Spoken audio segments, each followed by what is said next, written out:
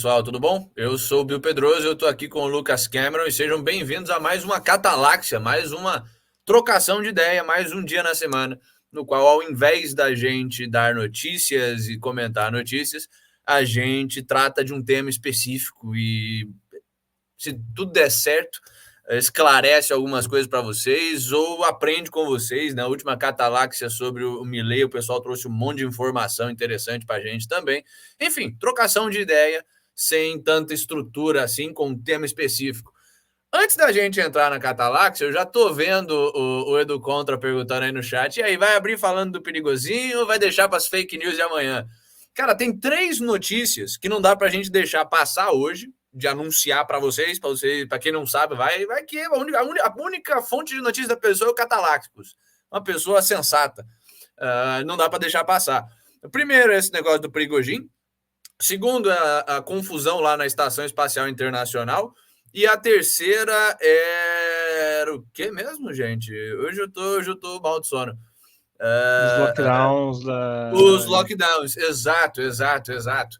Basicamente, três coisas aconteceram. Primeiro, tá saindo agora tudo que o avião do Prigojin caiu. Prigojin, ou Prigojin, para quem não é analfabeto em russo, que nem eu e vocês, aqui é difícil pronunciar palavras em russo mesmo. O Prigojin, ele, para quem não sabe, é o líder do Wagner Group, é um companheiro de longa data do Putin e agora estão noticiando que um avião no qual ele deveria estar caiu. Por que que eu escolhi, ao invés de cancelar a Cataláxia e tratar disso e o caralho a quatro, deixar para amanhã? Porque o Prigojin é o mesmo Prigojin da Troll Factory. Ele é o chefe da desinformação, ele é o mestre da desinformação russa. Então, pode ser que ele tenha morrido? Pode ser. Pode ser que ele tenha morrido? Não, também. Assim, 50-50 é um negócio, situação complicada mesmo. Melhor esperar até amanhã, dar uma investigada melhor antes de falar merda, antes de falar definitivamente que ele morreu ou não. O único detalhe relevante que eu sei é que era para ter 10 pessoas no avião, só acharam 8 corpos. Então, assim, aliás, tem um companheiro dele que foi exonerado recentemente também. Tem coisas que a gente precisa analisar e não vamos fazer agora, vamos deixar para amanhã trazer de fato com fake news de qualidade para vocês. Segunda notícia que não dá para deixar passar.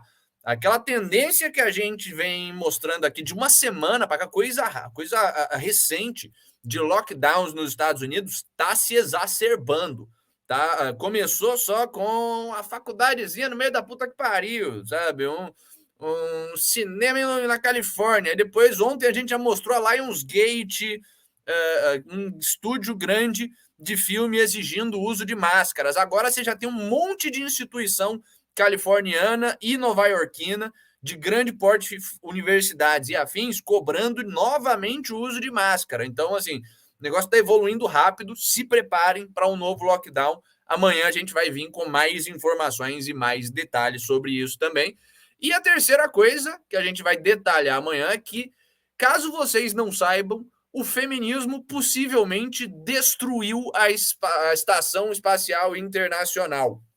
E basicamente toda boa parte da pesquisa que estava sendo feita lá nos últimos 10 anos, e talvez, vamos especular e ver amanhã com mais dados, toda a exploração espacial de órbita terrestre, porque o nego vai ter que refazer todo o investimento da Estação Internacional Espacial, basicamente devido ao feminismo. Ao invés de colocarem astronautas competentes, nego colocou também uma Karen na Estação Espacial Internacional, uma mulher histérica incompetente.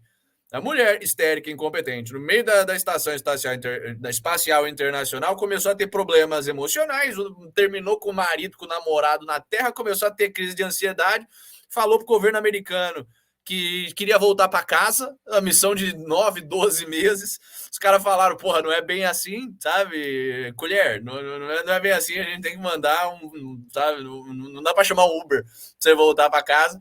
Ela começou a ter crises histéricas e destruir a estação espacial inteira.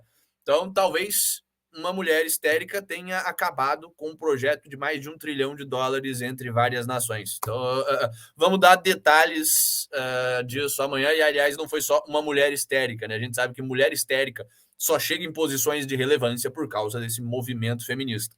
Mas hoje não é dia de notícia, era só para não deixar vocês no escuro mesmo. Hoje a gente vai falar sobre a China, sobre a maior ameaça à espécie humana. Aí você fala, Bill, mas isso é racismo, a China é só mais uma ditadura, não é?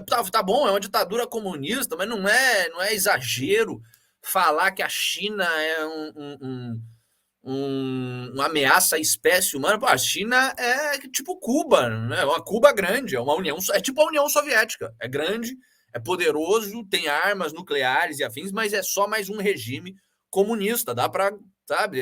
Por que você está dando essa magnitude? Bom, não é. Para a gente entender exatamente o que diabos é a China, a gente precisa olhar para a história da China e para tanto a história antiga da China, quanto a história recente da China, quanto a história intelectual, ou melhor, anti-intelectual, pseudo-intelectual da China. Por quê? Porque a China não é um país que nem a gente pensa as nações europeias, as nações americanas e afins. A China é um buraco negro social, talvez seja a melhor forma de pensar, sabe? É um vírus social que tende a se expandir e sempre se expandiu durante toda a sua história. A gente normalmente pensa em governos nacionais, sabe? Um Estado centralizado, burocratizado e definido como poder público, como algo moderno, certo? O povo europeu e todos os outros povos muçulmanos, povos africanos, povos americanos, tudo que está fora da China, viveu como bandos, depois viveu como tribos, depois eventualmente se organizou em regimes monárquicos, lugares excepcionais como a Grécia, como a Itália, se organizaram em cidades-estados, repúblicas semi-independentes ali, já foi o ápice da civilização durante a maior parte da história da nossa espécie, da história do Homo sapiens. E só lá para 1700, 1800, você começou a passar de monarquias e cidades-estado para esse modelo de poder público que a gente tem hoje.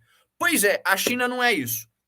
A China, enquanto lá para os anos 1000 antes de Cristo, 1000 e pouquinho antes de Cristo, enquanto a Grécia ainda estava primitiva, sabe? Enquanto a Europa era um bando de tribuzinha primitiva ainda, um bando de índio, basicamente, a China já estava se unificando em um império, na dinastia Zhou, sabe?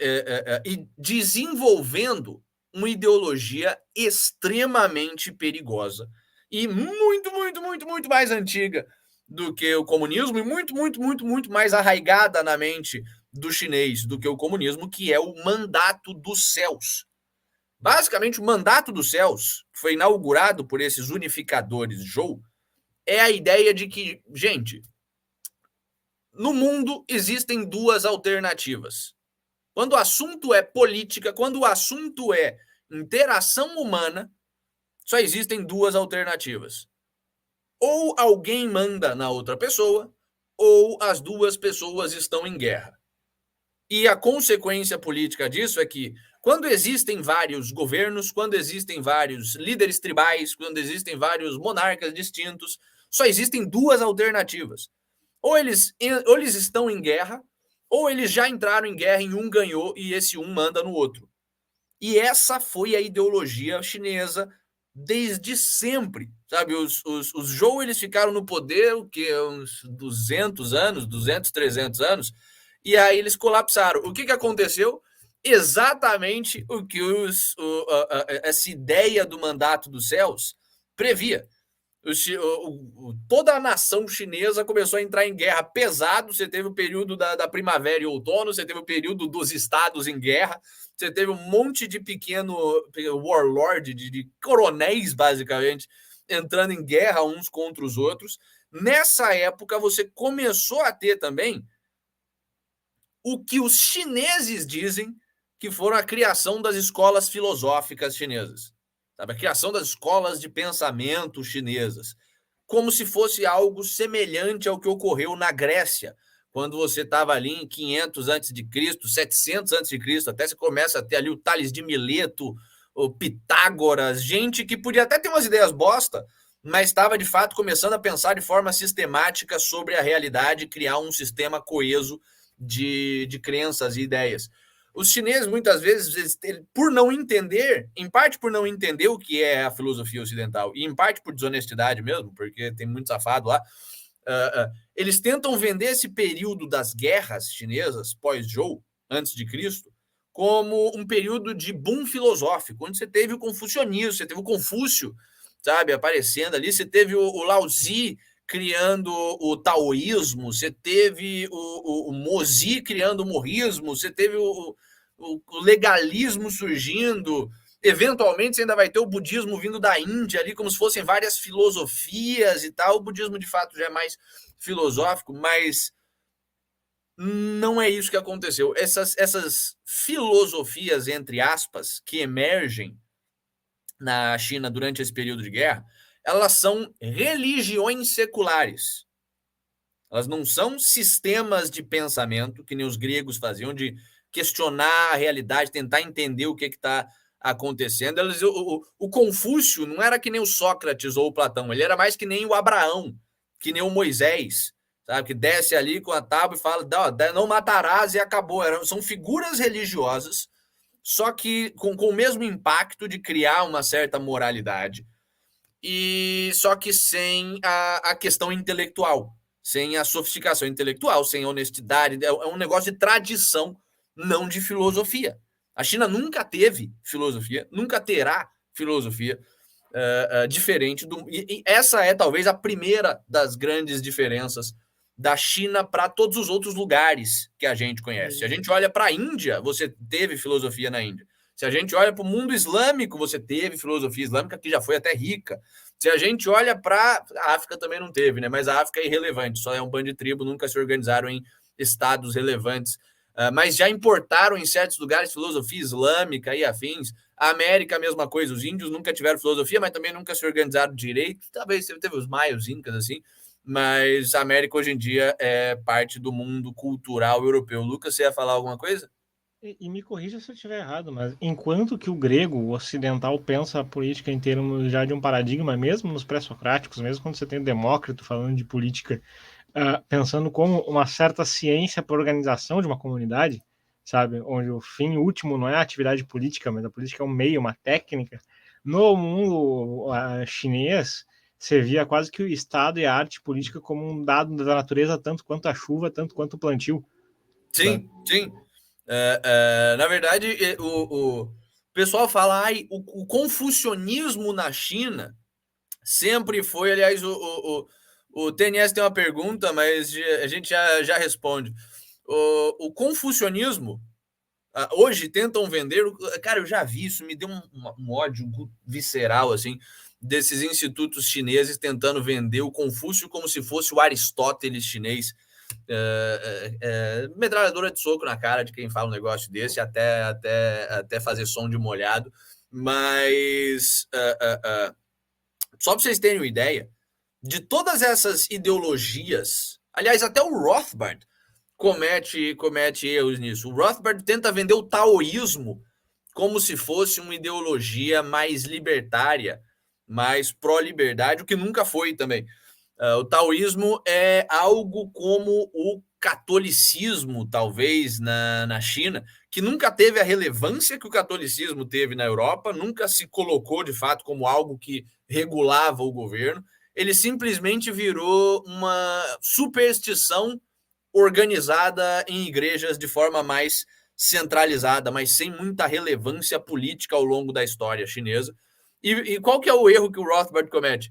Os taoístas, eles têm um conceito chamado Wu Wei, que é o fazer sem fazer. E o Rothbard, na esperança de achar um negócio ali de, olha só, até na Ásia tem libertarianismo, falou, Wu Wei é que nem é a ideia do livre mercado, é a ideia da sociedade operar sem intervenção estatal, é do deixar fazer, do fazer sem fazer para o governante, o que é uma balela completa. É um delírio do Rothbard tentando achar algum resquício de liberdade em uma cultura onde não existe nenhuma liberdade. Wu Wei ele é um conceito famoso em artes marciais. Eu aprendi ele treinando Kung Fu há um tempo atrás, há anos atrás, que é a ideia de que se você pensa demais quando você está fazendo alguma coisa, executando uma ação, você acaba se atrapalhando, sabe? Se você, enquanto você está ali batendo um boxe, você começa a pensar, nossa, eu vou dar um jab e um direto, depois... Cara, não é assim que se boxeia. Você tem aquele estado de mente limpa onde você só age, a intenção vem e você vai tocando um instrumento, é a mesma coisa. Sabe, até conversando em certa medida é a mesma coisa. Se você está ali prestando muita atenção no que você está dizendo, você perde a autenticidade da conversa. Isso é o Wei. Não tem nada a ver com liberdade individual e o taoísmo nunca foi nem relevante, nem individualista. Mas dessas três grandes ideologias relevantes, o legalismo, o morismo e o confucionismo, o pessoal vende o confucionismo por ser algo mais conservador, digamos assim, como se fosse a ideologia de liberdade da China. É isso que enganou um monte de empresário ali na década de 80, 90, quando o Partido Comunista Chinês começou a trazer de volta certas ideias confucionistas, começou a vender uma mistura de comunismo com confucionismo. O pessoal falou, nossa, eles vão ser mais livres, como se o confucionismo fosse uma ideia de liberdade.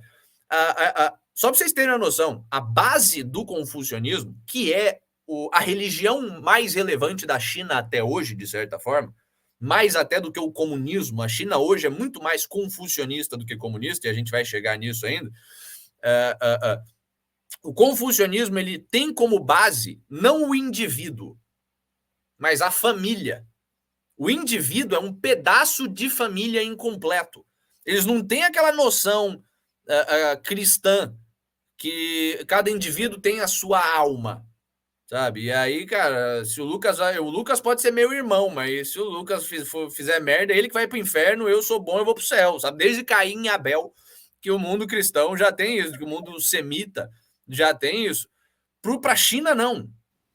Para o confucionismo, não. Se o seu filho comete um pecado, você vai para o inferno. Se o pai comete um pecado, o filho vai para o inferno. Eles são a mesma coisa. A forma de pensar da população por milhares, há pelo menos 2.500 anos, é essa. E é por isso que família asiática é tão estranha. A chinesa, mas também a coreana, mas também a japonesa, porque tudo tem essa influência, onde não tem essa separação individual entre, cara, eu sou eu, o pai, você é você, o filho, e, cara, a gente pode até se gostar, a gente tem nossa relação, eu tenho responsabilidade por você, você me deve respeito, mas somos duas coisas. Não. Na Ásia e, em especial, na China, são uma coisa dividida em duas partes. E é aí que começa o problema real chinês e a raiz do coletivismo chinês. Lucas? Sim, algumas coisas que vale a pena destacar até de referencial concreto cultural.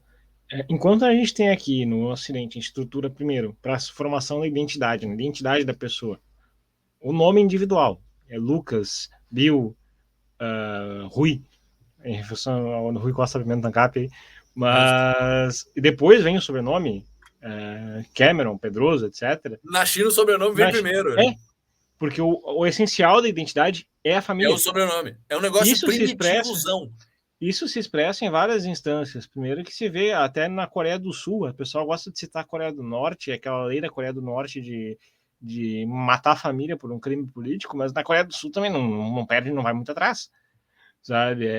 O terceiro fator também que pesa, e qualquer um que assistiu anime já sabe como é que é retratado o sofrimento do indivíduo, porque ou ele é de uma linhagem principal de um clã e ele não é bom o suficiente para as expectativas daquele clã, ou o cara que é o chefe tribal do clã tem que tomar uma decisão que ele não quer tomar individualmente, mas não interessa, porque ele virou o avatar, a liderança do clã, e ele tem que responder às necessidades do clã. Isso é muito bem documentado, e é nesses termos em que pensa um chinês.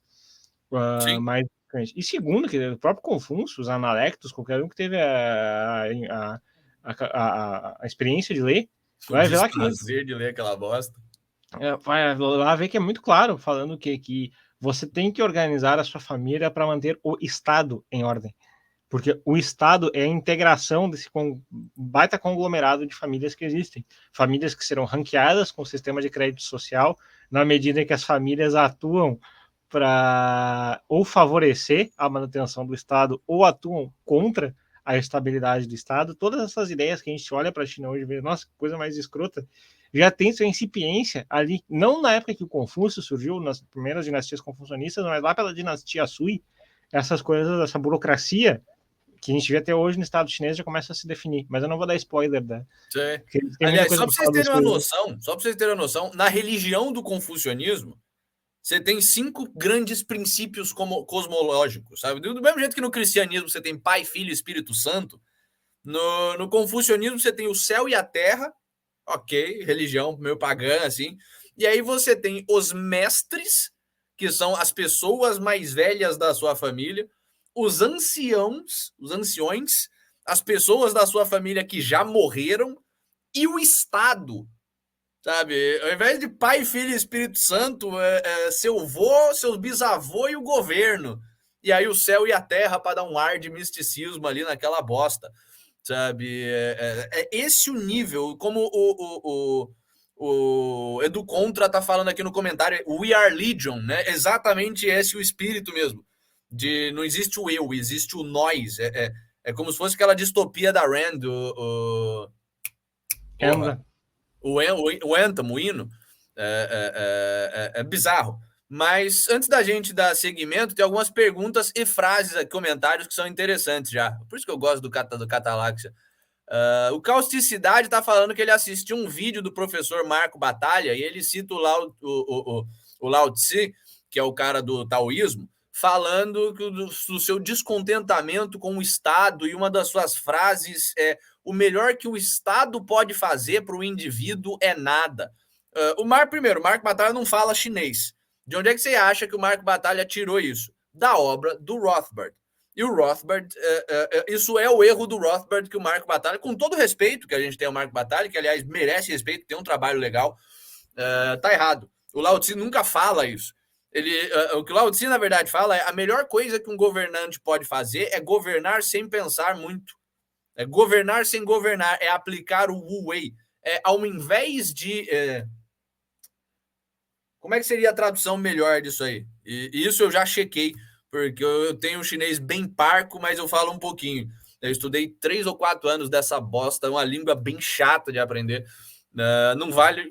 Usei 3 vezes na minha vida, 4, uma delas foi para checar esse tipo de tradução. O que o Lao Tse realmente fala é que o governante tem que governar aplicando esse princípio do Wu Wei. E o que ele quer dizer? É que o governante não tem que... O melhor governante é aquele que não fica se questionando o tempo inteiro a respeito da política pública. Ele simplesmente vai lá e faz. Vai, faz e é isso aí. E aí depois, se deu merda, faz de novo outra coisa. Não é deixar o povo... Não tem nenhuma noção ali de proto-mercado nas ideias do Lao Tse, porque não faz sentido nem para a forma de vida chinesa, nem para a forma de pensar do chinês daquela época você falar em alguma forma de individualidade ou de, como é que se diz, de livre mercado. O que ele estava falando é: cara, se você for um governante bunda mole, você vai ser um péssimo governante. Aquele governante que, será que eu aumento o imposto? Será que eu não aumento? Não, o que o Lao Tse fala é: vai, faz o que der na telha ali e haja com confiança, basicamente. Mas tem uma outra pergunta dessa pro Lucas. O TNS está fazendo: Justin Bieber objetivista. Você acredita, eu já sei qual é a resposta do Lucas até, mas você acredita que o Extremo Oriente ser mais propenso ao autoritarismo tem a ver com a sociedade se basear no plantio de arroz, criando uma pressão evolutiva que eliminou os questionadores? Ou você acha que é viagem isso? Eu acho que são processos que é importante dar uma leve separada. Assim. Pode ser o caso, em relação, especialmente em termos de psicologia primitiva, onde você só está lá se adaptando de forma rápida. Aí você vai criando instituições assim e princípios para ir adaptando às necessidades mais imediatas, sabe? Não, você tem o último fator que é ainda tomada de decisão e seleção de escolhas e símbolos, porque você tem países que tiveram plantio de arroz, como a própria Indonésia, que criaram um sistema para regular justamente essas aristocracias mais autoritárias do arroz e contrabalancear ela com a aristocracia, com as oligarquias comerciais marítimas e conseguir conter aquilo e criar uma cultura relativamente mais livre do que existia no paradigma de pensar política asiática.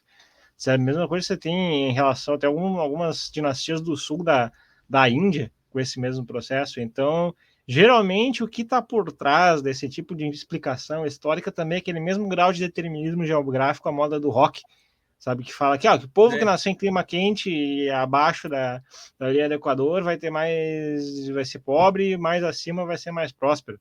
Sabe? Você tem Aí sempre você mais vai uma... comparar o grego com o viking e ver quem é mais próspero depois. Você sempre O tem egípcio. uma seleção de mais de um fator, e não dá para desconsiderar o fator simbólico que molda as instituições e a seleção progressiva do sistema de crenças. Em relação a matar a criatividade, isso foi porque, no caso da China em especial, você começou a ter um sistema de concurso público como forma de seleção e promoção social. Sabe? Isso. Sim. Aliás, vamos já chegar nesse pedaço da história. Acho que sintetizando o que o Lucas falou, sim, é um fator, mas não determina. Dá para plantar arroz sem virar uma cultura de merda. Mas esse modelo econômico dá uma influenciada nessa direção. Mas, enfim, a questão dos concursos públicos é que realmente fode o rolê na China. Por quê? Porque concurso público, a gente sabe, a cultura, todo mundo que é brasileiro entende o que o concurso público faz com a cultura. O concurso público, a instituição do concurso, cria concurseiro. E o que é o concurseiro? Eu não estou falando que todo mundo que presta concurso público é concurseiro. Você tem o cara que, às vezes, cara, eu sou cachaceiro, mas para sustentar minha cachaça, vou fazer um concurso público aqui, foda-se. Mas você tem o cara que é concurseiro, é aquele cara que é completamente incompetente, ele só vive de estudar para fazer prova para pegar um trabalho público. A gente sabe que o concurso público fomenta essa cultura. O Nordeste está inteiro tomado por isso. A China tem concurso público desde 200 antes de Cristo. Desde os Qin e do Han. Ali os Qin, se eu não me engano, unificaram e deixaram para os Han, que aí duraram 400 anos de dinastia. Mas ali, desde mais ou menos 200 antes de Cristo, 200 antes de Cristo, a China começou a ter concurso público. A China começou a promover gente que sabia decorar livro do Confúcio, basicamente. Então, imagina o dano que a gente sofre no Brasil tendo concurso público desde a era Vargas, que a gente tem um sistema sério de concurso público, 100 anos, bota aí 100, vamos botar 150 anos só para ter certeza. Só para errar por parcimônia. Vamos dizer que a gente tem concurso público no Brasil há 150 anos, o que com certeza não é. Olha o dano que isso já faz para a sociedade brasileira. Imagina 2.200 anos dessa porra. E sendo que lá não tinha muita alternativa. Ou você faz concurso público, ou você é um fazendeirozinho de arroz de merda. Sabe? E você provavelmente não vai se reproduzir muito. A sua chance de reprodução, de sucesso, de ascensão social é com concurso público. E você passa no concurso público aprendendo a escrever e a decorar livro, basicamente. Não aprendendo a solucionar problema, mas aprendendo a decorar e repetir. Tanto é que o Nicholas Wade, eu não lembro exatamente qual é a fonte, o estudo dele, mas naquele livro dele da herança inconveniente, onde ele fala sobre genética e afins, um puta livro, aliás, o Pinedo, que me recomendou há anos atrás para ler, ele fala sobre a diferença do QI do chinês para o QI do europeu, que é interessante. O QI médio chinês é maior do que o QI médio europeu. E europeu médio, assim, do europeu branco, porque agora o europeu também é kebab, é argelino, é o caralho a quatro que tá entrando na Europa, né? Mas na época da década de 70, quando isso tudo foi feito, era o europeu. mesmo. O QI médio do europeu é coisa de 101, e o QI médio do chinês é coisa de 104, 105. Só que aí quando você pega o QI, que é uma média de tipos de inteligência, e pega os componentes específicos, o QI do europeu ele é mais ou menos todo igualzinho, assim, sabe? As coisas. O cara que tem o QI alto para decoreba também tem o QI alto, mais ou menos a mesma coisa ali, para resolver problemas novos, para inteligência espacial, para todos os tipos de inteligência que existem. Na China, não. Quando você vai pegar o QI do chinês e pegar para ver os componentes internos que dão origem àquela média, o pensamento original, a capacidade de resolução de problemas novos e inovação está lá embaixo. E a capacidade de decorar está lá em cima e puxa a média para cima. Então é um problema tão grande que já passou, já se refletiu na genética do povo. Não quer dizer que todo chinês, por causa da genética, é filho da puta, mas quer dizer que o sistema chinês, a nação chinesa, é tão filha da puta e a cultura chinesa é tão perversa que já se refletiu dessa forma perversa na genética do seu povo, sabe? Esse é o nível do problema daquilo ali. Temos mais alguns comentários. O TNS está falando: What If Out-Hist fez um vídeo bom mostrando como o modelo da família influencia na política pelo mundo e fala desse problema na China. Porra, deixa o link aí nos comentários ou no chat pra gente dar uma olhada. Se tiver lá no grupo do Telegram também vai ser muito Se tiver, manda lá no grupo do Telegram, melhor ainda. Da hora. Mas, enfim, lá para 200 a.C., os caras botam concurso público. Mais ou menos em 200 depois de Cristo, eles caem e aí continua aquele padrão de sempre da China. Toda vez que cai o império, todo mundo entra em guerra, porque nego não tem nenhuma ideia filosófica que unifique as pessoas sem violência.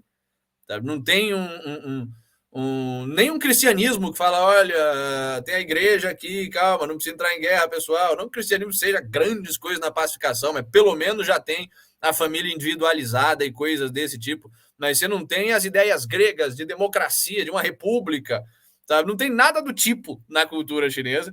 Então, quando cai o império, o pessoal começa a virar porrada, briguinha de família, de dinastia. Ficam uns 200 anos disso, até que lá em 380, 390, final do século IV, já depois de Cristo, você tem a dinastia do Wei do norte ali, que implementa a terceira maldição chinesa. Eu teria um terceiro complemento que ainda Manda naquela bala. época dos estados em guerra, onde surgiu o morrismo, o confucionismo, você tem uma quarta, que aí já não é no âmbito de disputar nesse palco, mas que passa a ser a diretriz militar chinesa, que é o Sun Tzu. Sim. Mas aí não é exatamente uma religião, né? Um adendo à religião. Mas que enche o nosso saco porque ali inaugura pela primeira vez de forma oficial e estruturada o programa de subversão, sabe? Não de graça, o Besmenev fala que era leitura obrigatória para os agentes da KGB ler o Arte da Guerra do Sun Tzu. De porque fato, cara, nunca tinha pensado nisso. De todas as técnicas possíveis, sabe? Você tem ali o gasto de recurso com guerra bélica, mas, cara, o essencial é informação e desinformação. Então, quando você desmoraliza a figura de um general com boatos, e, cara, você faz ele perder a capacidade de comandar sua tropa, e com isso ele, nessa falta de capacidade moral de articular um exército motivado, ele fica um exército muito mais fácil de ser derrotado. Sabe? Essa já era a percepção do Sun Tzu bem na época dos estados em guerra, e aquilo ele passou a ser diretriz para os estados chineses que se sucederam depois. E eu não sei, eu vou deixar para um outro momento para explorar esse aspecto de novo. Quando sim, não, mas é uma boa mesmo. Não tinha me dado noção de que remonta tão. Ou seja, temos 4 maldições chinesas, então. Temos o confucionismo e esse coletivismo e estatismo exacerbado, e já a doutrinação já é descentralizada e parte da família nesse sentido, sabe? O autoritarismo chinês começa na família. Você tem a segunda maldição, que é o concurso público e a 2.200 anos de cultura de concurseiro. Você tem a terceira maldição, que é essa atitude do Sun Tzu de subversão de inimigos, de tentar, digamos que um imperialismo cultural constante. E você tem a quarta maldição, que começa ali no fim do século IV, 380, 390, e que dura até hoje, já tiraram, mas retornou, que é o chamado Juntian Jidu, o sistema comunal de terras. Lá para 380, 390, o imperador chinês olha e fala, gente, seguinte, propriedade privada de terras leva a descontrole social. Quando cada um tem a sua própria terra, a gente tem problema, a gente tem vizinho reclamando com vizinho e a gente tem insurgência política, porque tem problemas de herança e afins. Então é o seguinte, toda a terra é do Estado. Toda a terra é do poder, não do Estado, não é nem do Estado local, é do imperador. E toda vez que você o imperador ele faz uma concessão para você, para sua família, não para você, porque não tem indivíduo, né? Mas para essa família. E quando essa família, essa família acaba, quando o patriarca dessa família morre, a terra volta para o governo central e o governo central redistribui ela. Se você foi uma família boazinha que obedeceu o imperador, ele pega de volta e devolve para você.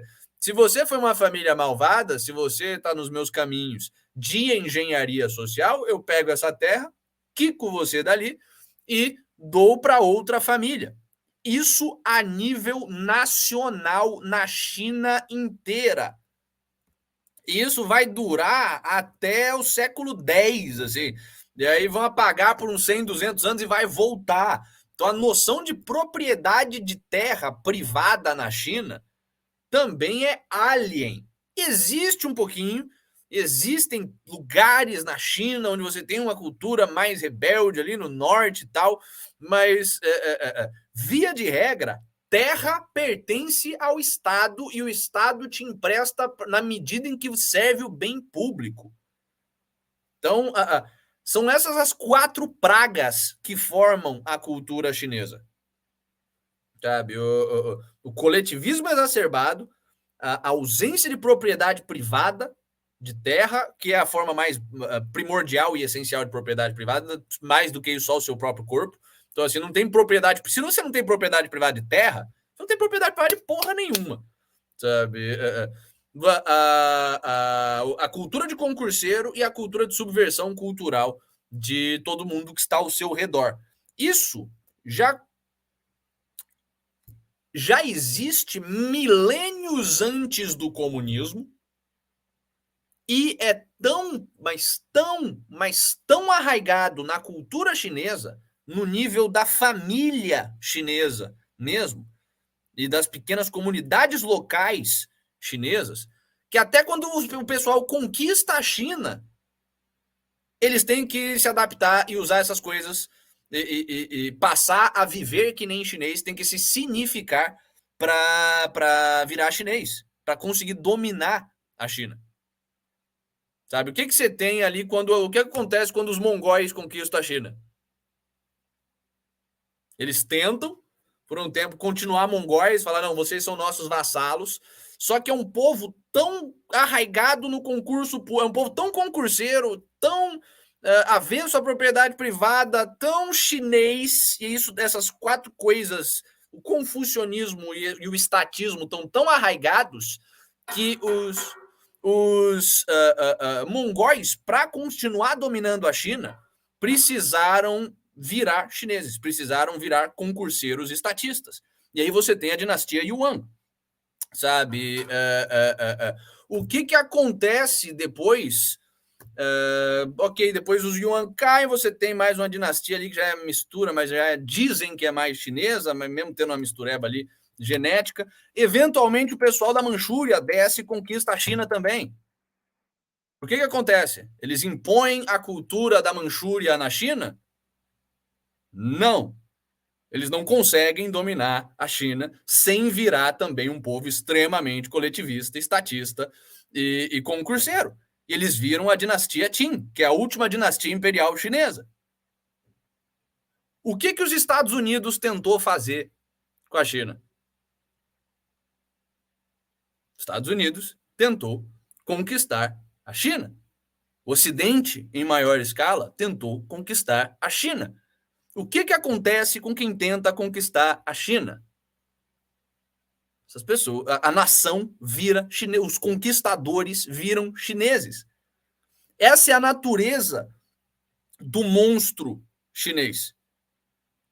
Ele é apetitoso para ser conquistado, porque você tem muita gente, muita terra. Então, sempre que você tem uma elite que gosta de conquistar coisa, e ela olha para a China ali, ela fala, opa, legal. Sempre que você tem um mongol, um Gengis Khan, sempre que você tem os invasores Manchu, sempre que você tem os Clinton, gente que gosta de entrar no país dos outros para conquistar, eles olham para a China e falam, puta merda, isso aqui é bom de conquistar. Só que para conquistar, você tem que virar chinês. E é exatamente isso que está acontecendo com os Estados Unidos e com o Ocidente hoje em dia. E tem um segundo fator que, muito safamente, as elites chinesas sempre se permitiram fingir e parecer que foram conquistadas, e elas fazem essa contaminação, sabe? A forma de colonização da China nunca foi uma colonização direta, à moda imperial, como a gente está acostumado a ver na política belicista e militar do Ocidente, sabe? Nunca foi nesses termos, foi sempre criando estados satélites com aparência de autônomos, mas que já é acordo tácito entre as partes de que ele é vassalo do Estado chinês. E a China está fazendo a mesma coisa no processo de colonização da África, de colonização da América Latina hoje, e eventualmente já está fazendo isso nos Estados Unidos. Também, dada a quantidade de propriedades de terras e instituições formais que eles têm nos Estados Unidos. Alguns exemplos históricos de que mostra que isso não é uma coisa que o comunismo deu para a China. A primeira dessas grandes experiências foi com os estados Goguryeo, da Coreia do Norte, ali lá pelos anos 300, 400 depois de Cristo, sabe? Eles falam, não, toma o nosso dinheiro aí, toma a nossa ajuda aí, vocês não estão conquistando. Onde os Goguryos, onde na Coreia do Norte sempre teve o consenso de que foi fundado, inclusive, por migrantes chineses, agricultores chineses que saem da China durante os estados em guerra, vão lá e fazem a nobre missão, quase que os pais fundadores chineses, né? Essa grande mitologia que se constrói na verdade, hoje, em relação a esse passado orgulhoso da Coreia do Norte, e que, assim, sempre foi aquela situação de, você tem sua independência, mas você não está conseguindo dar conta, você está começando a ser atacado, invadido por aqueles caras chatos ali do sul, ou aqueles japoneses, então deixa eu assumir aqui a autonomia aqui, deixa eu tomar emprestado esse teu estado, confiscar aqui o teu estado livre, independente, eu assumo a frente, depois a gente volta às posições originais. Sabe, essa é a situação, foi assim que foi a relação da China com a Coreia do Norte. O segundo desses aspectos foram os estados do Vietnã, sabe, é por isso que a gente trata aqui muito interessantemente a relação que os Estados Unidos está tentando firmar com o Vietnã agora, e mais que uma vez, não significa que os Estados Unidos está tirando algo da China, mas que pelo contrário, está se sujeitando até tentar entrosar com os estados mais chulé que a China tem de vassalo. Sabe? E em qual contexto?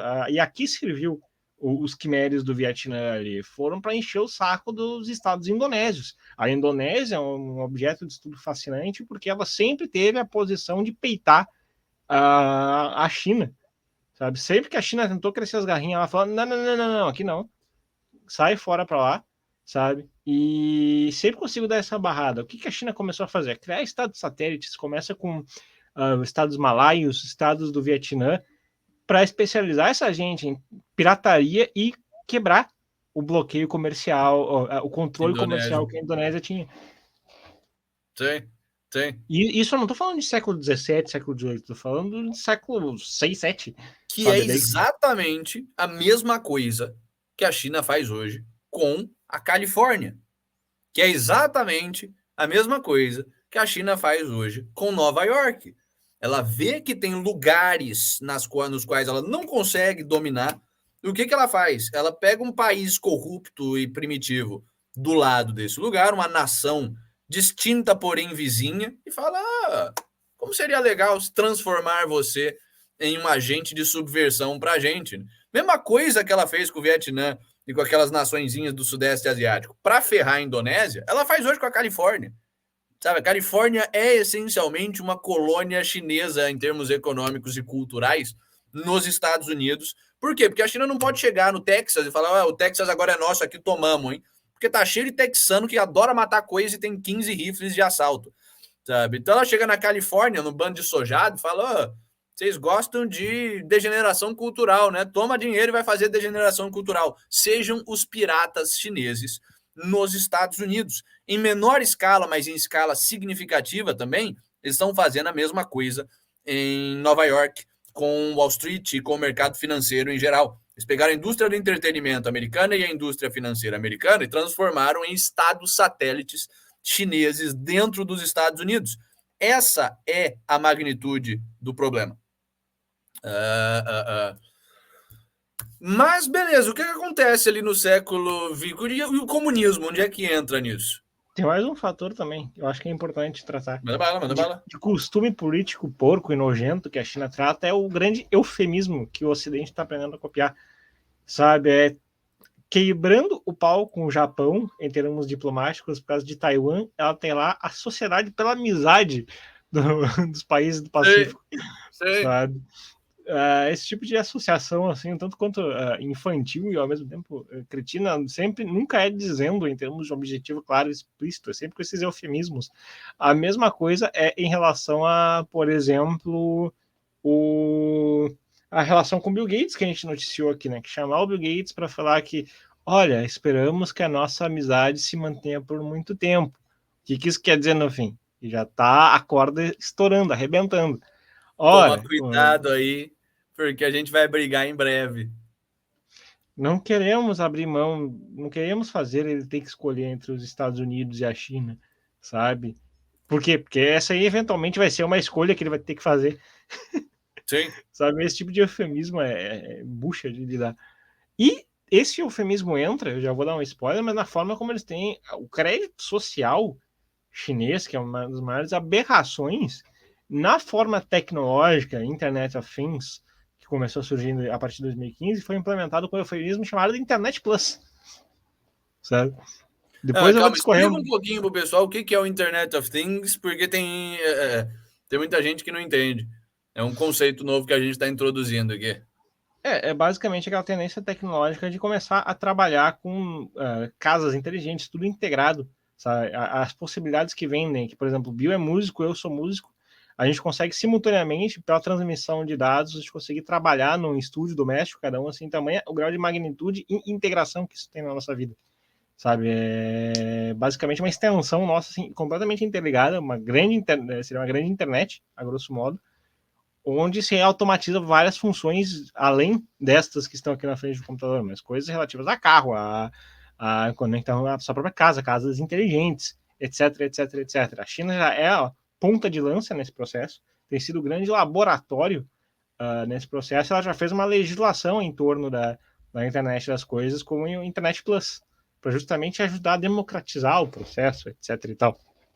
Democratizar, leia-se, colocar na mão do Estado, né? Não dá para o mercado fazer a integração de todas as coisas por meio da internet, o Estado tem que fazer, e o Estado fazendo a integração de todas as coisas que você tem, né, por meio da internet, ele manda em toda a sua vida. E chega a um ponto em que, na verdade, esse documento é mais para ele servir de blueprint para os governos tirânicos ocidentais, porque já é dado na China que não tem propriedade privada, que não tem internet que não seja regulada, sabe? Sim. Aliás, para a gente entender, então a gente entendeu mais ou menos o que é a China, sabe? O comunismo com o Mao e o nazifascismo com Chiang Kai-shek, que foram os dois grandes competidores ali, eles chegam em cima disso e para ser já ressignificado em cima disso, sabe? O Chiang Kai-shek não era um fascista italiano, o Chiang Kai-shek não era um fascista espanhol, ele era um fascista chinês. O Mao Tse-tung não era um marxista, ele não era um leninista, ele não era um trotskista, ele era um maoísta. Ele pegou esse pessoal pegou as ideias e algumas das tecnologias, tipo campos de concentração e trabalho escravo do Ocidente, dos regimes totalitários ocidentais, e integrou ao modo de vida chinês. A ideia de um PCC com concurso público já existia. A ideia de uma burocracia central não foi importada dos soviéticos, ela já existia. A ideia de terra pública não foi importada dos soviéticos, ela já existia. Eles só deram nomes comunistas e deram pequenas mudançazinhas para essa porra. E essas pequenas mudanças não são acidentais, essa é uma estratégia amplamente documentada, que é você adota os signos, se adota os recursos gramaticais de um novo mercado, de uma nova potência que você quer parcerias diplomáticas, e para ela você assume essa casca, mas para dentro, já é, entre os seus, já é tratado de que vocês vão manter a forma tradicional da sociedade operando. Sim, os japoneses fizeram isso com o cristianismo. Aliás, metade do mundo que foi colonizado pelos cristãos fez isso. A gente é cristão, ó a cruz, ó a cruz. Aí depois você os vai índios lá. Aqui também? Os índios aqui também. Cara, o candomblé foi basicamente isso. Não, você está fazendo ritual pagão? Não, é Cosme e Damião, é Cosme e Damião. Sabe? A China fez a mesma coisa com o comunismo, com o fascismo do Chiang Kai-shek. O Kuomintang é o neoconfucionista chinês que quis pegar dinheiro com o Ocidente, e o PCC foi o que quis pegar dinheiro com a União Soviética. Essa é só a diferença, é tudo mesmo, são tudo primo, mesmo tipo de bicho. É mais uma diferença pragmática do que em termos de princípios. E aí o que acontece? Aí tem uma diferença a nível de texto que você compara, por quê? Porque você tem que agradar o intelectual do burocrata fascista ou agradar o intelectual do burocrata soviético. Sim. Mas por trás do discurso, que está nos bastidores do discurso, é a mesma velha prática política da cultura típica daquele lugar. O segundo aspecto que é importante de destacar a esse respeito é o fato de que tamanha é a similaridade entre o Kuomintang e o Partido Comunista Chinês, que qual foi a postura na Segunda Guerra Mundial? Os dois uniram forças apoiados pela União Soviética para expulsar os japoneses. Pois é. Mas ainda bem que você fala no Ocidente, porque, beleza, China, mas foda-se. Até aí, a China poderia ser tudo isso e não ser um problema para o Ocidente. Por que diabos que ele virou um problema para o Ocidente? O que o Ocidente fez que tornou ele um eventual servo da China, basicamente, que é o caminho para onde a gente está caminhando? Antes da gente chegar nisso, deixe seu like aí, se inscreva no nosso canal, aproveite para compartilhar o nosso trabalho com alguém, ajudar a gente a crescer aqui. Estamos quase batendo 300 ou 4, não, estamos quase batendo 400 seguidores aqui no Rumble. Então ajudem a gente aí, compartilhe o nosso trabalho com as outras pessoas.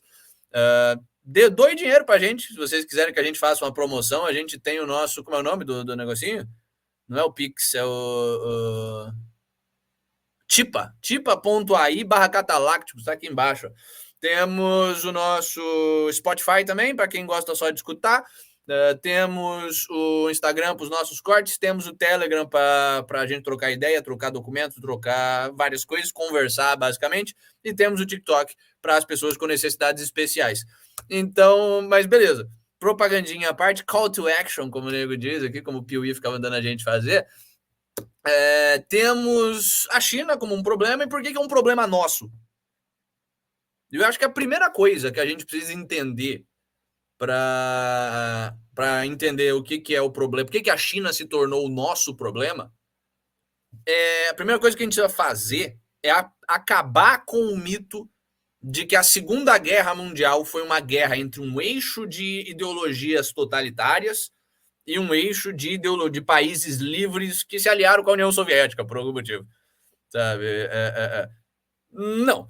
A Segunda Guerra foi uma guerra entre 6 potências totalitárias.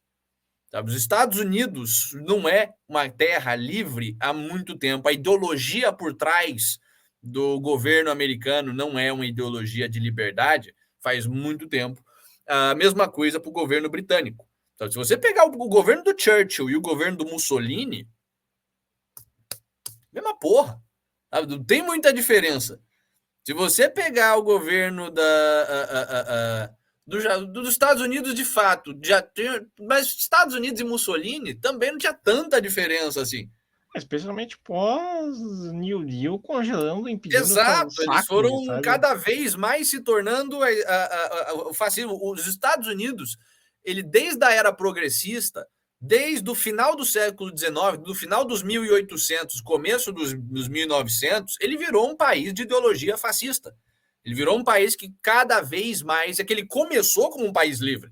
Então, ao contrário da Itália, que já era um país de merda, todo autoritário, e aí chegou o fascismo, e o fascismo se instaurou pesadão, rápido, o fascismo nos Estados Unidos teve que ir ali 100 anos progredindo até sair de um país livre e chegar em um país de fato fascista. Mas na época da Segunda Guerra Mundial, ele já era bem fascista, já tinha um banco central, já tinha lei seca, sabe? Já tinha um controle social gigantesco do Estado sobre a população e já tinha um deep state, já tinha uma casta de gente que queria o expansionismo militar. O plano Marshall foi exatamente isso. O pessoal fala, mas o plano Marshall era para não deixar a União Soviética tomar a Europa, era parte da Guerra Fria.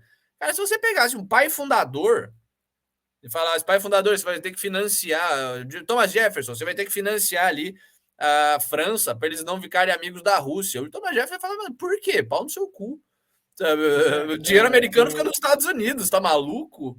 Duas coisas que eu acho importante de comentar. A primeira delas é que eu mapeio já, apesar da democracia jeffersoniana ter seus problemas, especialmente não ter sido combatível o suficiente na questão de abolir a escravatura, né?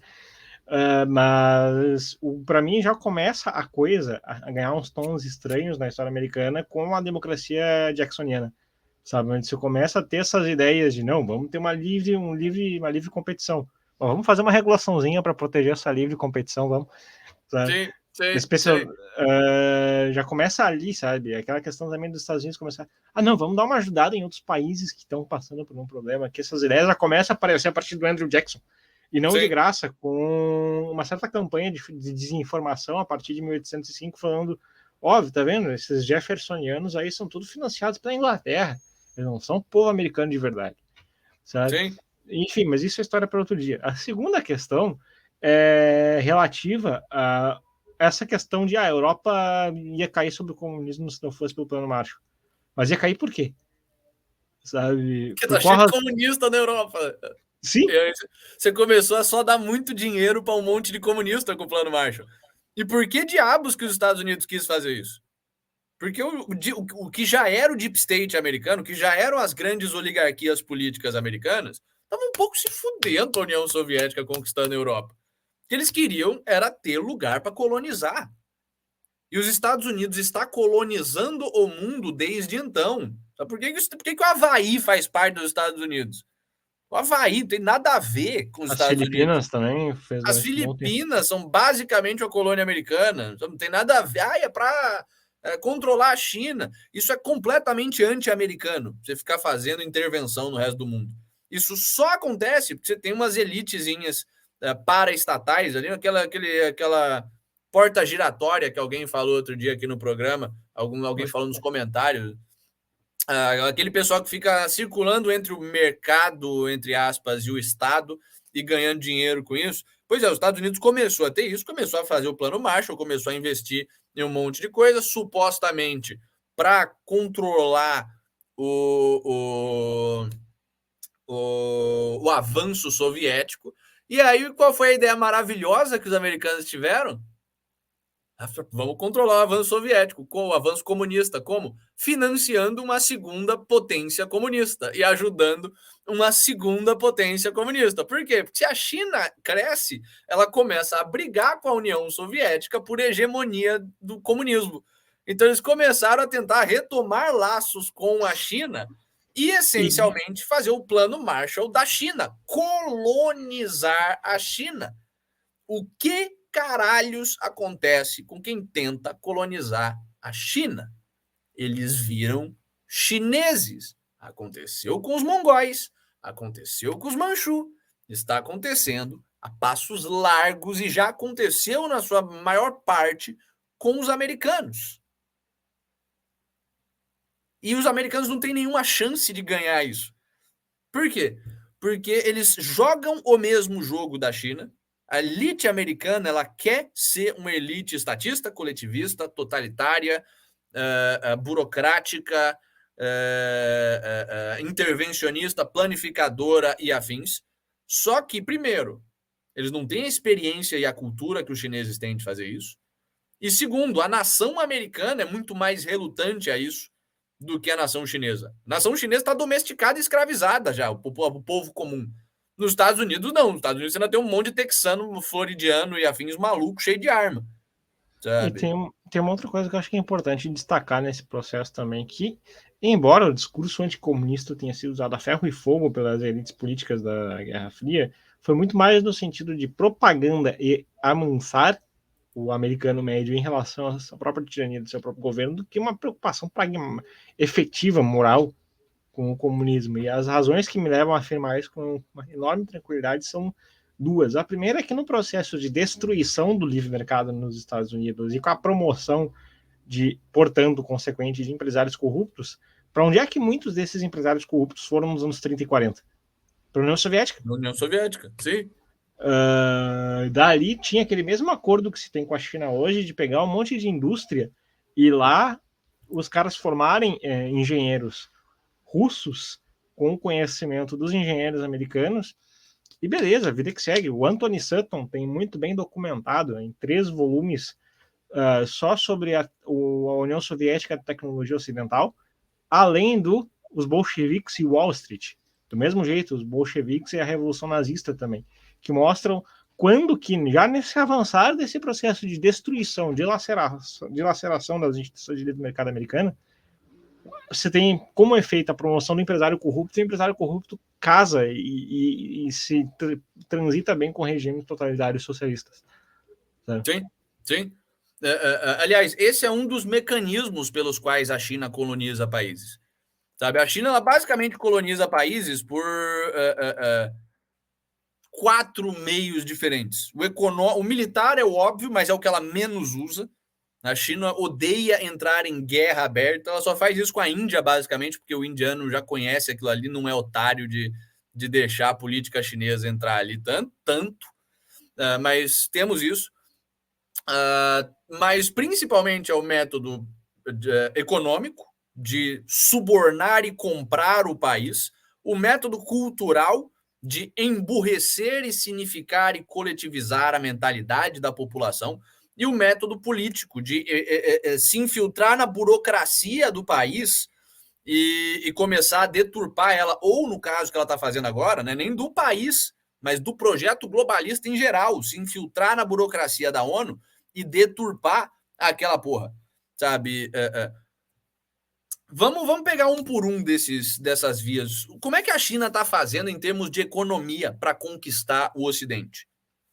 Ela está de forma geral, o que ela está fazendo nesses 4 métodos é se aproveitando do Ocidente, do fato de que o Ocidente está tentando fazer a mesma coisa que a China, sem conseguir, sem fazer com a mesma intensidade, sabe? Se eu não quero brigar com o Lucas, eu realmente não quero brigar com o Lucas, é muito difícil do Lucas ganhar de mim numa briga. Por quê? Porque eu posso correr, eu posso me esconder do Lucas, eu posso ligar a polícia, ligar para a polícia me defender, sei lá, contratar algum segurança. Se eu quero brigar com o Lucas, mas eu sou muito menos violento que o Lucas, eu vou perder. Porque eu chamo o Lucas aí, vou espancar ele, o Lucas chega com duas pistolas e me enche de bala, porque ele é muito mais violento. Sabe? Quando você escolhe brigar com alguém, quando você escolhe lidar com alguém, isso vale tanto para pessoas quanto para nações, pelos mesmos princípios, o mais consistente com esses princípios ganha. E a China é muito mais consistente. Então, na via econômica, o que a gente está tentando fazer no Ocidente? A gente está tentando implementar o estatismo e a escravidão, que são palavras diferentes para a mesma coisa. Sabe? São facetas diferentes da mesma coisa. Se o Estado manda em você, você é o escravo do Estado. Só que a gente faz isso aqui no Ocidente de forma, né, mais ou menos. Bota a lei trabalhista, bota um sindicato, bota um banco central. A China não. A China tem, de fato, 5 milhões de escravos, pelo que a gente sabe. Eles estão um pouco se fudendo para a ilusão de liberdade. Então a gente entra num ciclo vicioso onde os nossos fracassos no Ocidente, como no sentido de nos tornarmos autoritários, fazem com que a gente se torne mais dependente do autoritarismo da China. Por exemplo, trabalho. O que a gente fez de diminuição de liberdade em termos de trabalho aqui no Ocidente? Lei trabalhista. Lei trabalhista e sindicalização estatal. O que faz uma lei trabalhista? Cria desemprego. Você pega o cara que é incompetente e só serve para virar hambúrguer no McDonald's ali e fala, puta, agora você tem que pagar R$20 por hora para esse cara. Por R$20 não vale a pena contratar esse cara, foda-se, tá demitido, cria desemprego. Se você não tem lei, se não tivesse lei trabalhista no Ocidente e a gente ainda tivesse trabalho barato do imbecil ocidental, você não teria por que usar trabalho escravo da China. É mais caro, você tem que trazer as coisas da China. Mas como a gente encareceu o trabalho barato daqui, de forma artificial, a gente, no caso, o Estado, as empresas começaram a migrar para o trabalho escravo chinês, que é mais competente, porque não está cheio de meus direitos, e ao mesmo tempo é mais barato, porque você não encareceu com regulamentação, salário mínimo e o caralho a quatro. Então as empresas começaram a migrar para a China. Migrando para a China, eles começaram a roubar tecnologia pesado. Sabe? O que a gente faz aqui no Ocidente? A gente relativiza a propriedade intelectual. E tem o remédio genérico, quebra a patente disso aí. Espionagem industrial, então, às vezes não é crime, é muito difícil você pegar alguém por espionagem industrial. Na China eles falaram, então beleza, então foda-se, ó, Apple, manda suas fábricas para cá, vamos copiar a porra toda. Microsoft, manda suas fábricas para cá, vamos copiar a porra toda. E eles começaram uma sociedade que não tem a capacidade de inovação, começaram a pegar as inovações ocidentais. Outra avenida na qual a China economicamente explora a nossa imoralidade enquanto sociedade. Manipulação de mercado. No Ocidente, a gente se acostumou a ter um Estado subsidiando coisas, certo? A gente tem o ESG, por exemplo, que é o ápice disso do globalismo ocidental. Se você tem pontos o suficiente na sua carteirinha ali de meio ambiente, governança e bem-estar social, você ganha prêmios do governo, você ganha crédito subsidiado e afins. Mas até antes do ESG, você tem o BNDES, você tem subsídios diretos. O que a China fez? A China não tem propriedade privada para o governo subsidiar. A China simplesmente monta empresas que são braços do governo. Toda empresa privada, entre aspas, da China é um braço do governo chinês. Não existe propriedade privada na China. Não existe empresa privada na China. Todas elas, em última instância, estão submissas ao governo chinês. O que eles podem fazer, então?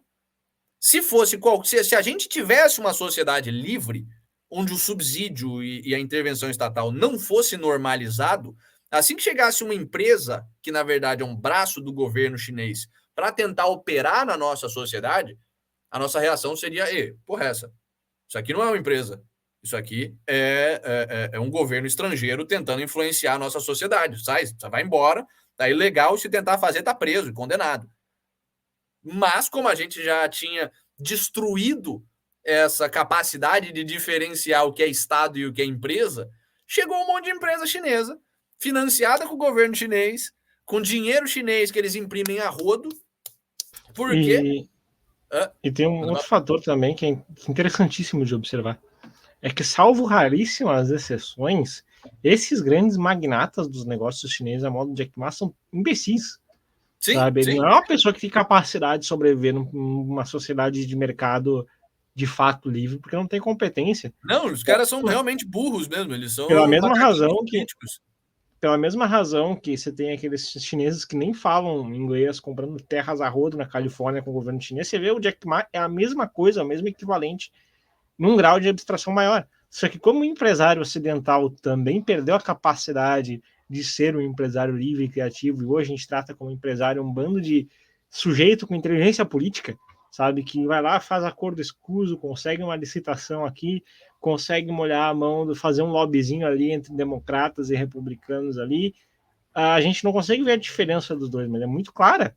É muito claro. Cara, aquele vídeo do Elon Musk sentando para conversar com o Jack Ma é maravilhoso. Você vê que são dois animais diferentes mesmo. O Jack Ma é imbecil e o Elon Musk fica meio em choque. Tipo, cara, mas eu achei que você era um bilionário também. Bilionários tendem a ser pessoas hipercompetentes. E o Jack Ma, ele não é que ele não é extremamente inteligente. Ele é burro mesmo. Assim, é um negócio bizarro. Mas o que está na base de tudo isso? O sistema financeiro. O nosso sistema financeiro é estatizado e finge não ser estatizado. O sistema financeiro da China é estatizado abertamente.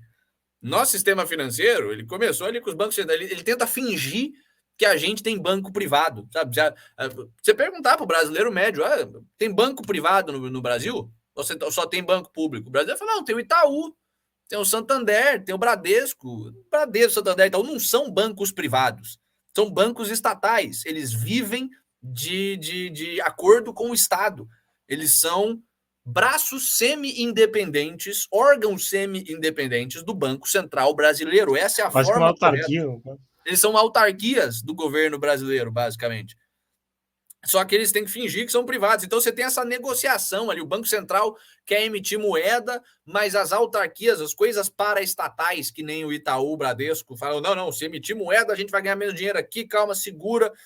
Tem que ter uma auditoria para ver quanta moeda está sendo emitida. Os Estados Unidos é a mesma coisa, do Fed, com o Bank of America, com o JP Morgan Chase, com os grandes bancos, Wells Fargo, os grandes bancos americanos. Eles são bancos essencialmente estatais, que vivem de benesse estatal e de acordo com o Estado. Tem uma competição extremamente pequena entre si, e são essencialmente braços do Banco Central que regulam e impedem o Banco Central de agir de forma completamente tirânica. Quer dizer, a tirania tem que estar alinhada com todo mundo. Na China isso não existe. Quem audita o Banco Central chinês é a autarquia do governo chinês de auditagem e acabou. O que o partido mandar é o que tem. A gente nem sabe quanto yuan é imprimido por ano. Dado básico que a gente precisa para fazer qualquer conta de quanto vale ou deveria valer aquele papel moeda estatal, sabe? No curto prazo, pelo menos. Nem isso a gente tem. O governo chinês fala, emitimos tanto. E o mercado fala, beleza, e ninguém checa. Não tem nenhum mecanismo, nenhum accountability para ver se aquilo é verdade. E não é, sabe? Se você pegar até como é que se diz? Aquelas empresas de auditoria, Standard & Poor's, Fitch, afins, aquelas empresas que ficam dando risco de crédito para bancos, países e afins, até essas empresas, que são extremamente corruptas aqui no Ocidente, estimam que a China tem mais ou menos o dobro, entre o dobro e o triplo da dívida pública que ela diz ter. Sabe? Essas empresas, que são pagas, especializadas em passar pano para politicagem no meio econômico. Elas estimam que a China tem mais ou menos o dobro, talvez mais ali, de dívida pública do que ela diz para o mundo que ela tem. É um negócio maluco mesmo. E o que se dá para você fazer imprimindo moeda a rodo? Comprar o país do outro. Se o outro não percebe, se a gente está tão corrompido enquanto sociedade que a gente não percebe que aquilo não é moeda, que aquilo é um golpe, a gente perde para o golpista. Então, o que a China está fazendo? Está colonizando o que eu gosto de chamar da colonização imobiliária e a colonização infraestrutural. E a colonização financeira. São três coisas que a China faz. Ela coloniza o mercado financeiro, comprando um monte de banco, comprando a participação em um monte de fundo de investimento e afins com dinheiro falso, mesmo, foda-se. O mercado financeiro não está nem aí. No curto prazo, o cara está ganhando dinheiro, está ganhando bônus no fim do ano, foda-se.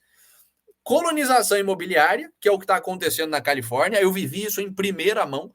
Eu morei numa casa que era de uma chinesa que não falava inglês, não tinha nenhuma razão para estar nos Estados Unidos, cobrava um preço que não tinha nada a ver com o mercado. Por quê? Porque ela estava lá só para comprar terra para o governo chinês. Ela recebia dinheiro do governo chinês, comprava terra nos Estados Unidos com dinheiro do governo chinês e, essencialmente, trabalhava para o governo chinês. Então, eles estão fazendo isso no Brasil, estão fazendo isso nos Estados Unidos, estão fazendo isso no mundo inteiro, praticamente. E o mundo inteiro está comprando essa balela de que o dinheiro chinês, de fato, vale alguma coisa e abrindo mão, estrategicamente, da sua terra.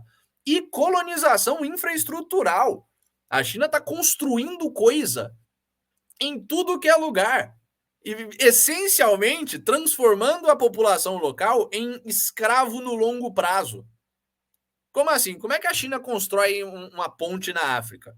Ela manda um monte de engenheiro chinês contratar um monte de pedreiro africano para construir a ponte, certo? Com um monte de recursos que ela comprou de empresários ao redor do mundo. Ela paga com dinheiro fake que ela imprimiu. Então, assim, no longo prazo, o pedreiro não vai ter dinheiro nenhum. O cara que vendeu o concreto, perdeu o concreto, não vai ter dinheiro nenhum. E o engenheiro chinês vai voltar para a China, vai ser reciclado pelo partido e vai continuar comendo, sabe?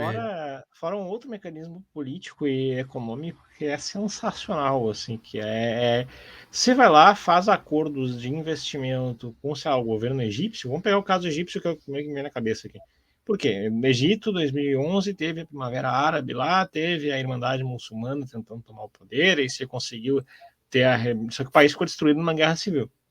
Vamos fazer que nem a BlackRock ali, vamos reconstruir aquela bagaça. E aí o governo egípcio pega empréstimos para 40, 50, 60 anos para reconstruir a capital, aos moldes de que nem foi Brasília, que é extremamente afastado da população, eliminando qualquer possibilidade de accountability, sabe, da população com seu governo, de poder a população se organizar lá e de repente derrubar um tirânico invadindo aquele lugar, né, e tirando na marra o ditador de lá. Não só isso, e agora tem uma dívida que sabe-se que não vai se pagar. E que se paga de que forma? Basicamente, o ditador egípcio ali, safado, dando pedaços significativos e cruciais do país para a China. Sim. Sabe? Que coisa que vai acontecer com o Brasil uma também. Moeda que não existe e depois paga essa dívida em bens reais mesmo. É bizarro. É bizarro. E eles estão fazendo isso, eles estão usando disso para tomar conta do Banco Central Mundial, inclusive. Sabe, os SDR são isso, os Special Drawing Rights, o Banco Central, os globalistas. Vamos deixar para falar disso depois, porque a China tem mais de uma faceta na forma como a China está roubando o globalismo dos globalistas ocidentais. Essa é uma delas. Mas assim, você tem quando você tem dinheiro para cacete também, você consegue fazer interferência cultural a rodo. Uma delas é o que o Double Six está falando aqui no nosso chat, a imprensa mainstream. A China paga para um cacete para tudo que é veículo de imprensa mainstream. Às vezes de forma direta, na maioria das vezes de forma indireta. Ela tem um fundo que no Brasil, e parte desse fundo é o investimento em mídia e relações públicas, e as relações públicas dão dinheiro para a Globo, sabe? Então, e aí fica subentendido, tem um cara ali na Globo que fala, esse aqui a China não vai gostar, tira. Sabe? E a gente vê isso o tempo inteiro. A Disney é mestre em fazer concessão para a China. Tá? Hollywood é o tempo inteiro fazendo concessão. Doutor Estranho, eu que era um cara que gostava dos quadrinhos, nunca me desceu essa porra. Porque se você já assistiu o filme do Doutor Estranho, você já viu aquela careca com cara de quem fez 15 rodadas de quimioterapia, que é o mestre ancião. Aquela mulher branca e careca que é a professora do Doutor Estranho. Aquilo era para ser um monge tibetano, sabe? Nos quadrinhos é um monge tibetano que faz total sentido, afinal de contas ele vai para o Oriente, ele não vai para a França para ter aula com a Celta, ele vai para o Ocidente. Só que a Disney, para não ofender a China e não perder dinheiro, o Tibete não existe, o Tibete faz parte da China, não pode ter um monge tibetano porque eles são resistência ao partido chinês, bota uma mulher branca e foda-se. Sabe? Isso o tempo inteiro. A gente teve o caso da Blizzard punindo o jogador por falar bem de Hong Kong, falar que Hong Kong devia ser livre. O mundo inteiro do entretenimento ocidental está subserviente à China. A mídia inteira ocidental está subserviente à China. E toda a parte cultural... Redes sociais. Redes sociais estão subservientes. A divulgação do nosso programa de hoje foi acho que a publicação que menos teve engajamento no Insta. Pois é. As faculdades estão comprometidas. Você tem os institutos Confúcio, que o Trump, em sua sabedoria, tinha banido, só que o Biden desbaniu, né? O Trump ele tinha proibido. Você tem um negócio chamado os Institutos Confúcio, que são institutos, são grupos de estudo de aqui estudantes chineses. No Brasil tem também. Em tudo que é faculdade grande, você vai encontrar um Instituto Confúcio. Tá? Para as pessoas que queiram saber mais sobre a cultura chinesa, venham para cá.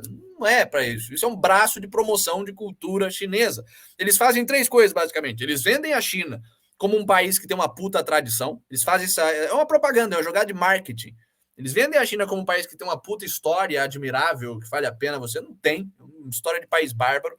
Eles vendem a China como o país do futuro, um país onde, se você aprender as tendências que estão rolando na China, você vai aprender as tendências que vão rolar no mundo inteiro, o que é uma meia verdade. Assim. De fato, os nossos globalistas estão aprendendo com a China, eles vão importar essa merda para cá, cidade de 15 minutos, internet das coisas, esse tipo de coisa.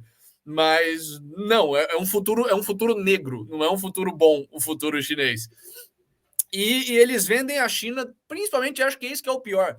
Eles vendem a China como se fosse só mais um país, mais uma cultura no mundo. Existem várias culturas. Existe a cultura indiana, que tem coisas ruins e coisas boas. Existe a cultura francesa, que tem coisas ruins e coisas boas. Existe a cultura chinesa, que tem Não, a cultura chinesa é quase que, por definição, um vírus cultural na Ásia, que fica tentando engolir e centralizar todas as culturas ao seu redor. É um buraco negro cultural e civilizacional aquilo ali. E a gente não tem noção disso porque a gente não está acostumado a pensar nesses termos. A gente, aliás,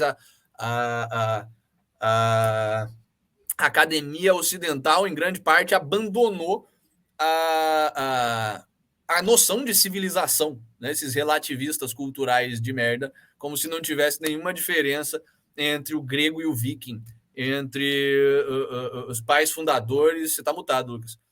Você dilata o termo civilização para ser igual a povo com Estado. Povo com Estado virou civilização. E a China é um Estado, basicamente, não é nem um povo com Estado, é um Estado com povos. Então é o mais civilizado de todos, olha só.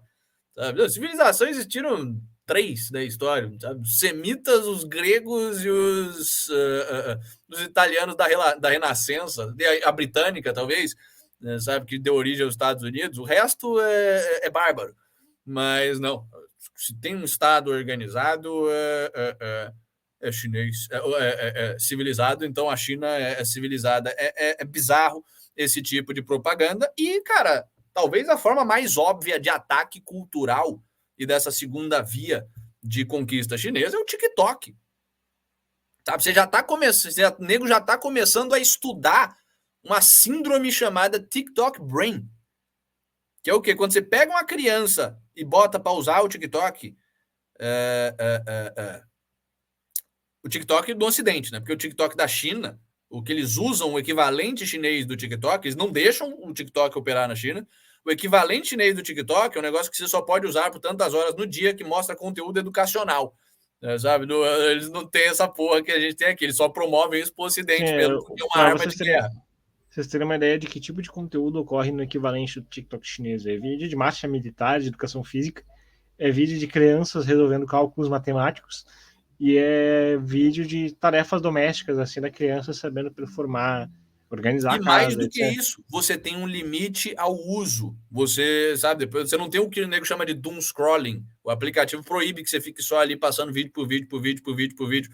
Pro Ocidente, não.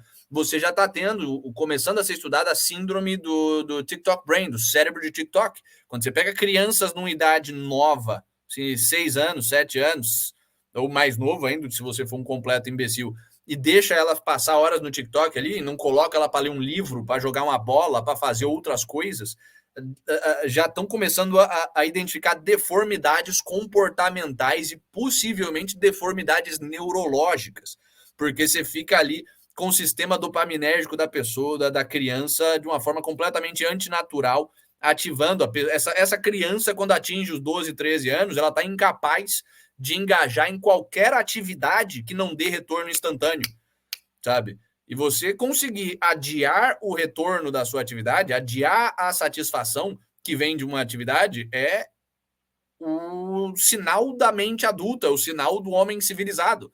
O bárbaro, o selvagem, é o cara que, cara, se ir no banheiro, caga ali onde ele tá. Tá com fome, come qualquer coisa, não cozinha. O homem civilizado é o homem que consegue não fazer as coisas que ele quer fazer nesse exato momento para fazer. Tem capacidade de retenção, né? O Aristóteles já falou a base de retenção, não, Aristóteles chamava de continência. Capacidade de continência. Está criando gente incontinente, basicamente. Isso é de propósito, sabe? Não achem que isso é por acidente ou por pressões de mercado. E você tem a via política. também. A China, ela interfere na via política de forma direta, com suborno para político mesmo, porque político é extremamente comprável e a China tem dinheiro infinito, entre todas as aspas. Interferência demográfica. A China tem programas de migração. Na Europa, você tradicionalmente tem o que o nego chama da jus sanguíneos. Para você ser francês, não basta, ou não deveria bastar, você nascer na França. Seu pai tem que ser francês, a sua mãe tem que ser francesa. A nacionalidade se passa pelo sangue, porque você está falando de um povo e não de uma terra. Quando você está falando de um país que nem o Brasil, que nem os Estados Unidos, você tem a jus solis, sabe? A nacionalidade se define pelo lugar de nascença. A China, o governo chinês olhou aquilo ali e falou: então vamos botar chinês pra caralho para nascer nesses países. E você tem esquemas gigantescos nos Estados Unidos. Eu já conversei em primeira pessoa com gente que é envolvida nisso nos Estados Unidos, que é envolvida em tentar parar isso, no caso, nos Estados Unidos. Esquemas de importação ilegal de chinês. Você manda o chinês num barco, a chinesa grávida num barco, para os Estados Unidos. A mesma coisa que o mexicano faz, a mesma coisa que o brasileiro de classe média alta faz com os Estados Unidos, só que eles fazem isso de forma massiva. Manda chinês, eles têm as próprias maternidades clandestinas de chinês deles lá nos Estados Unidos. O filho nasce lá, registra lá e depois pode até voltar para a China. Sabe, se a mãe não quiser ficar nos Estados Unidos assim, mas eles vão lá, nascem lá, registram lá e depois se vira. Por quê? Porque agora você tem um monte de chinês votando em eleição americana. O que significa que você tem o Estado chinês tendo a capacidade de votar na eleição americana. E eles fazem a mesma coisa no Brasil. Existem políticas de colonização no Brasil por chineses. Você tem cidades chinesas no interior do Nordeste, essa altura do campeonato. Se eu não me engano, você tem cidades chinesas aí pelo Sul também. Eu já ouvi falar de alguém, nunca comprovei. Mas pelo menos assim, né? É que nem toda ação fica sem punição, né? O cara tem a cidade chinesa no interior do Nordeste lá. Pois é, pelo menos assim, o cara tá se fudendo no Nordeste. Né? Enfim, é um projeto, é uma via de conquista com a qual a gente tem que prestar atenção. E mais do que isso, você tem a tomada do projeto globalista. Sabe? Os políticos e as elites do Deep State ocidental, eles olham para a China e falam: nossa, que capacidade maravilhosa que eles têm de subjugar a população comum, precisamos aprender a fazer isso, sabe? Então eles tentam se inspirar na China e ao tentar se inspirar na China, acabam se tornando vassalos chineses. A gente vê isso claramente com o Fórum Econômico Mundial. O Klaus Schwab fala várias vezes, várias. Eu acho que a China é um modelo. China is a model. China is a model for society in the future. O Trudeau fala várias. O Trudeau, o grande ditador do Canadá, que estava ali congelando ilegalmente a conta bancária do pessoal, é a mesma coisa. O Macron fala que a China é o futuro. Todos esses caras olham para o modelo chinês e começam a tentar importar. O que acontece quando você importa o modelo chinês? Você importa o vírus cultural que é a cultura chinesa. Você transforma o indivíduo ocidental em chinês. E você faz tudo isso usando tecnologia chinesa. Né? E agora que a Dilma foi reabilitada politicamente, está no banco do BRICS, quem é que ela vai trazer quando ela voltar para a política brasileira, na surdina?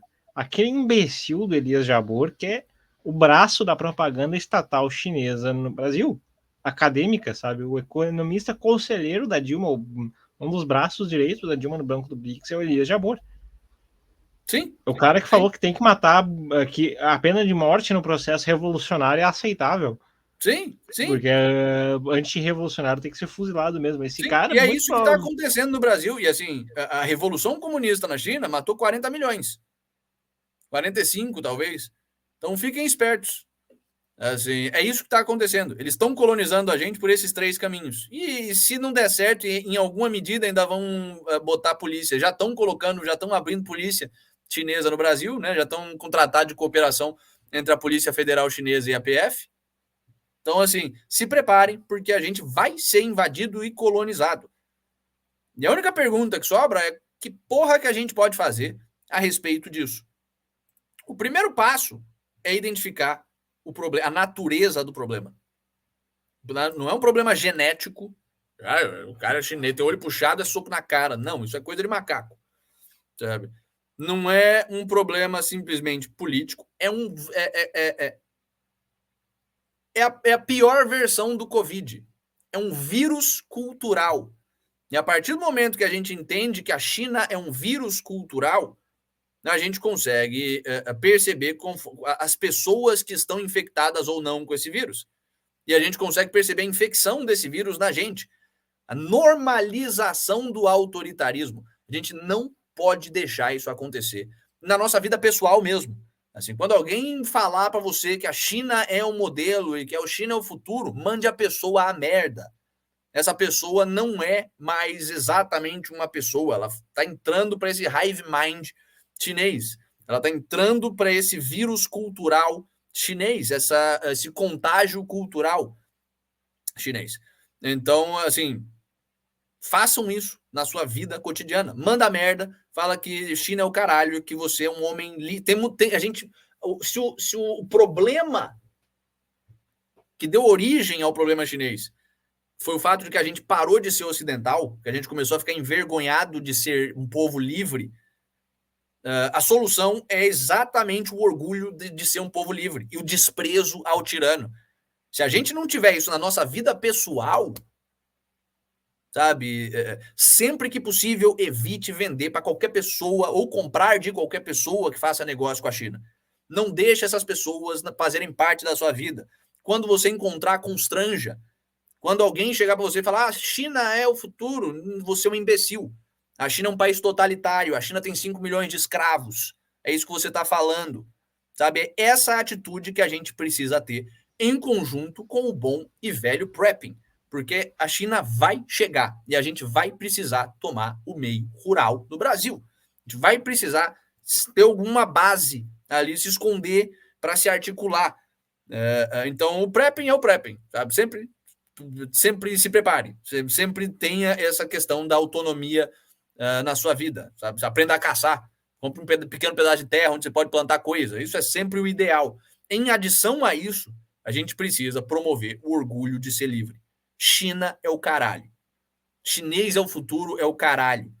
A gente ter um estado de vigilância, inteligência artificial em um monte de câmera que diz onde é que você está a todo momento é o caralho. Se botarem câmera na sua cidade, destrua, sabe? Não dá para deixar isso chegar, senão a gente vira esse povo. Senão a gente perde a nossa humanidade, a gente perde a nossa individualidade. E fudeu. E aí, vocês estão vivos para quê? Estão respirando para quê? Sabe? Sua vida vai ser uma merda. Pergunta pro chinês se a vida dele é legal. Não é. Então, acho que o recado é esse.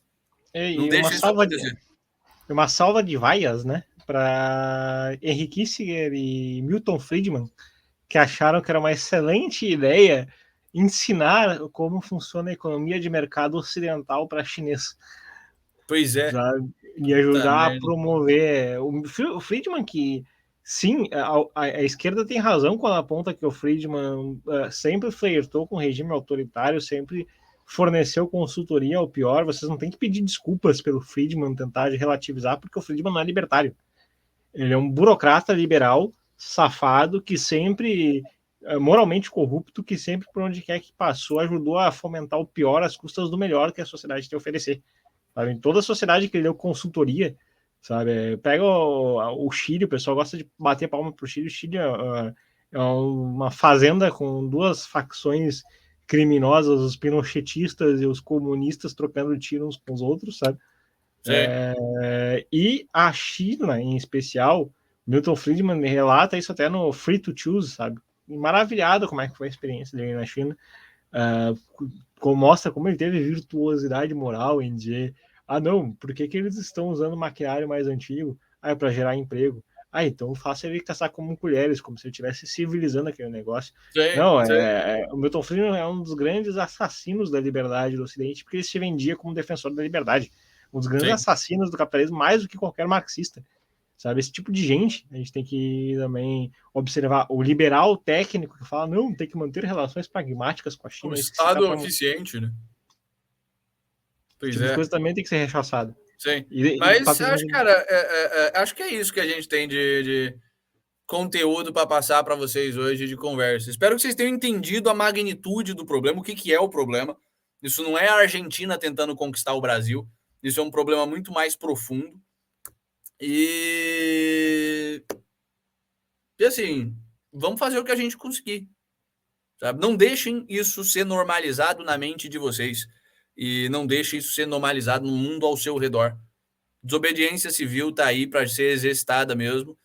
E a pior das ditaduras vem aí. Se vocês acham o globalismo ocidental ruim, a hora que ele for tomado pelo globalismo mesmo, o globalismo quase que metafísico da China, né, a gente vai se fuder muito mais.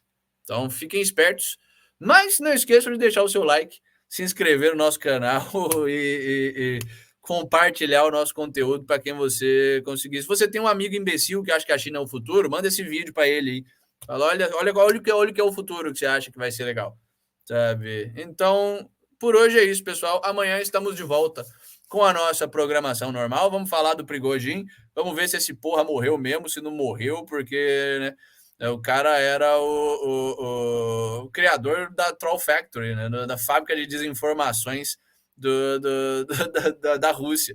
Então, não sei, vamos ver. Vamos falar sobre a Estação Internacional Espacial e como é que ela pode ter sido destruída por uma feminista histérica. Caralho, tá foda. E vamos falar sobre o retorno da pandemia. Meu Deus do céu. É isso aí. A gente se vê. Nem todo dia tem final feliz aqui no Cataláticos, mas todo dia a gente está aqui das 6 às 7h30. É um prazer trazer esse programa para vocês. Boa noite, pessoal.